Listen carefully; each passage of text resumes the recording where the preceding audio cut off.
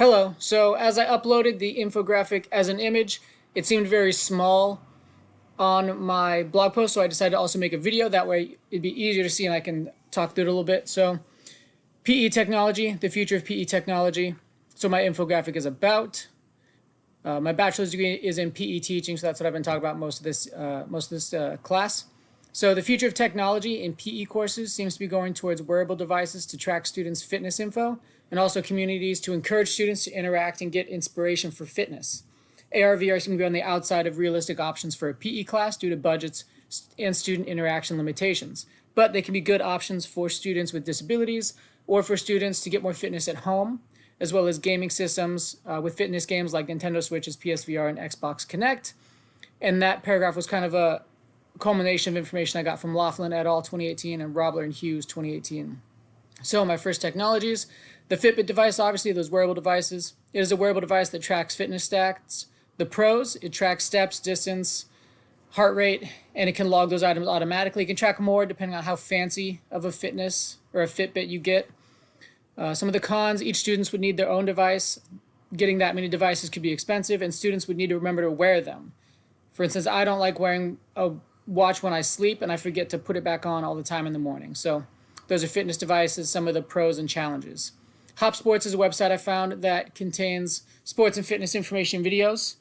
The information videos for PE lessons like yoga and dance, so that's a really good pro, especially if you have yoga or dance as a lesson in PE, but you yourself, the PE teacher, are not a very good expert in yoga or dance. You can watch these videos and they're led in a way to be taught to large groups of students. And then they also have brain breaks, which according to Balasakaran et al., they help improve attitude towards fitness. And what those are they're little videos designed to be played between different courses just to get students up and to get them moving and to get them interacting with this video.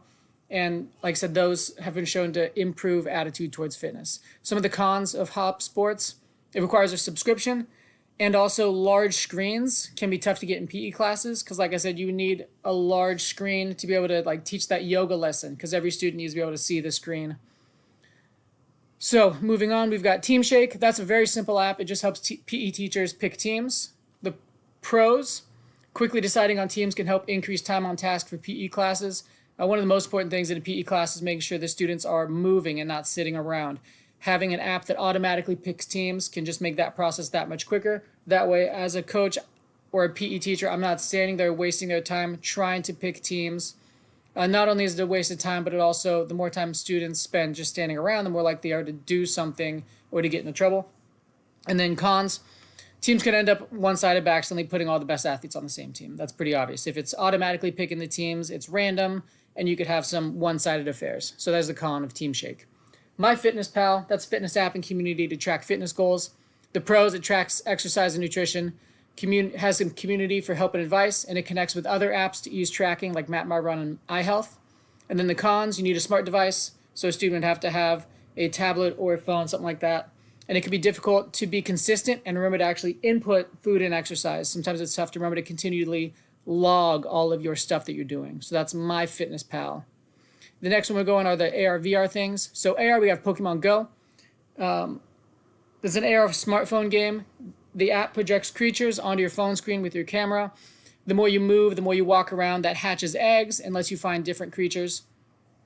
The pros, many students and teachers are already familiar with Pokemon, and also it encourages movement and distance, and it can be used by students with some disabilities if they have certain walking or physical disabilities, or they can't run very far or do certain things. Pokemon Go is a great way they can just get out and move. It's also really helpful because part of being a PE teacher is not just getting students to be active while they're in your class, but it's giving them tools and information to go be active throughout their life.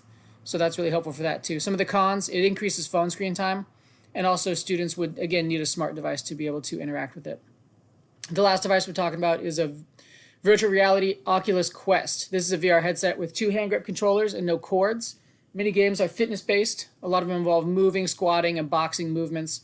The pros, they're fun. Students are more likely to participate in fitness because they're playing video games.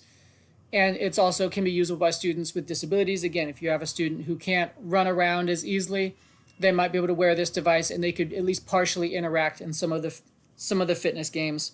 The cons are expensive and they're pilferable. It's a highly desirable device by kids. It's also tough to find space, and only one student can use it at a time. So definitely some hard cons there for the VR Oculus Quest. And then there's my references.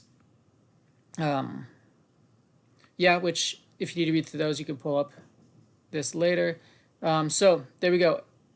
Augmented reality, Pokemon Go, virtual reality, Oculus Quest, Team Shake and MyFitnessPal, Fitbit devices and Hop Sports, and those are kind of the future of PE technology.